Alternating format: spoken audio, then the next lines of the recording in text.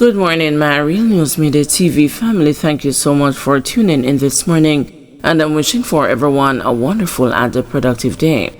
And in the news this morning, taxi operator killed, passenger wounded in Old Harbor Road gun attack. A taxi operator was killed and a passenger hospitalized after the vehicle they were traveling in came under gunfire from a gunman on a bike along Old Harbor Road in St. Catherine on Friday afternoon. The identity of the deceased has not yet been released and the motive for the attack has not been established. The hospitalized male passenger is reportedly in an unstable condition. Reports are that around 4:10, the taxi operator was traveling in his vehicle with a passenger along the roadway when, upon reaching near a church, a gunman on a motorcycle rode up beside the vehicle and opened the fire, hitting both the men multiple times. The wounded men were rushed to the Spanish Town Hospital, where the taxi operator was pronounced dead and the other man admitted. A police manhunt has since been launched to capture the attacker. Anyone with information is being urged to contact the Spanish Town Police or Crime Stop at 311. Man wanted for 2022 shooting in Sandyside, St. Mary, captured in Portland. Jason Anderson, who was wanted for a gun attack on a man in 2022, was on Friday arrested and charged. The police report that he was spotted cutting grass along the main road in the Snow Hill area of Portland, and an operation was launched. During the intelligence-driven operation, the 33-year-old construction worker, who is from the Sandyside district in Porta Maria, St. Mary, was apprehended. The charges stem from an incident on March 9, 2022, where Anderson allegedly shot and injured a construction worker who was working on a wall in the Sandyside community, explained Anthony Wallace, head of the St. Mary Police Division. Prior to that shooting, an argument developed between the two men, during which Anderson allegedly issued a threat before returning with a firearm and firing a shot that struck the complainant in the right wrist, he added. Anderson is scheduled to appear before the parish court in Porta Maria on Thursday, May 15. Man charged for allegedly breaking into church in Portmore, remanded. A 35-year-old man who allegedly broke into a church in Portmore, St. Catherine, and stole several items was on Friday remanded when he appeared in the parish court on a charge of sacrilege. The accused is Donald Brown of Gregory Park in Portmore. His attorney, Evan Evans, applied for bail, but the senior parish court judge, Yvette Wentworth Miller, said she was not minded to grant bail to Brown, who allegedly gave a caution statement. He was then ordered remanded until June 6, when the bail application will continue. Allegations are that on April 25, Brown was held on the compound of the church by King Alarm security personnel who were alerted by an alarm system. He allegedly revealed that he had jumped the wall to gain entry to the church building. Checks made in a vehicle in his possession revealed 4 high-end speakers and 2 flat-screen televisions valued at over $500,000. The police were called in and he was arrested. Following an investigation, he was charged with sacrilege. Curfew imposed in sections of St. Mary to continue. A curfew that has been in effect in sections of St. Mary has been extended.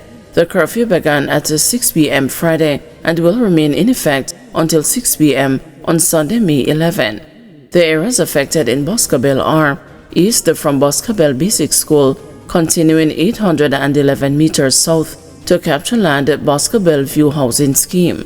South through Capture Land, continuing 384 meters west to Gully Road near Boscobel View Main Road. West along Gully Road, continuing 766 meters north to Boscobel Main Road near Gully Road Crossing. North along Boscobel Main Road, continuing 465 meters east to Boscobel Basic School. The areas affected in Freehill, Porta Maria are north along a section of Freehill to a section of Trinity Land, east along Trinity Land to a section of the Cox Street Main Road, south along the Cox Street Main Road to a section of Roslyn Road, west along Roslyn Road to a section of Free Hill. The areas affected in Crooked River and Otter Bay are east along the Paulwell Texaco gas station, extending to the entrance to the Markingstone Beach, south from the entrance to the Markingstone Beach, continuing to a section of the Gibraltar Housing Scheme, north from following a path through a section of Ross Drive in the Gibraltar Housing Scheme to the Paulwell Texaco gas station, thereby closing the perimeter. The areas affected in Mortontown or Rockabessa are east along the Erie Hill Main Road from the vicinity of the Heaven Gate Gospel Chapel to the entrance of Mortontown, north along an imaginary line from the Mortontown entrance to a section of the community, west along an imaginary line from Mortontown to Coleraine Roadway near the Rockabessa High School, south along an imaginary line from Coleraine Roadway to the Heaven Gate Gospel Chapel. The areas affected in Tank Lane or Rockabessa are east along Connor Pond Roadway from the Rockabessa Main Road intersection to the entrance of Faith Lane, south along an imaginary line from Faith Lane to a section of the Tank Lane community, west along an imaginary line from Tank Lane to the Rockabessa Bus Park, north along an imaginary line from the Rockabessa Bus Park to the intersection of Rockabessa Main Road. During the hours of the curfew, all individuals within its boundaries are required to remain within their premises unless otherwise authorized by the Ground Commander. 25 food establishments temporarily closed in MoBay last month because of infestation by rodents.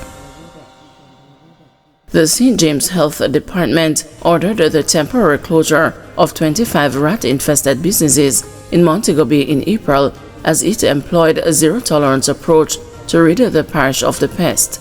25% of the food establishments that we checked during the month of April have shown evidence of rodents, Chief Public Health Inspector for the parish, Sharika Lewis, said as she gave her report during Thursday's monthly council meeting of the St. James Municipal Corporation.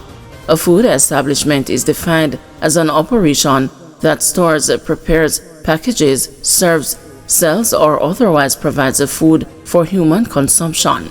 This may include takeout counters in grocery stores, cook shops, and food trucks. Lewis did not give a breakdown of the type of establishments being plagued by rats, but she said the problem was widespread. Inside the main commercial districts within the city of Montego Bay, we are seeing a proliferation in rodents, she noted. She said there was a problem with rats on Barnett Street, in the vicinity of Charles Garden Market, St. James, Sam Sharp Square, all the way out to 4th Street. We are seeing rodents all over. Complaints are coming into the health department, and I want us to partner in addressing this growing nuisance, she urged the locally elected officials. Rodent infestation is not a new challenge for Montego Bay. In February, during a City Hall meeting, St. James Police Chief, Senior Superintendent Aaron Samuels, highlighted damage being done to fiber optic cables by rats going on them. He said that the rodents were attracted to waste oil vendors were discarding into the drains.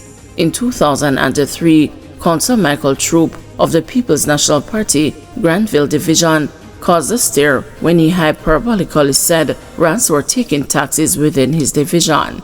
Speaking with the news after Thursday's meeting, Lewis said the health department has actively been taking steps to address the rodent issues highlighted in her report. We are closing food establishments 100% closure for rodent issues. We have been closing them and they have been coming up to standard, she said.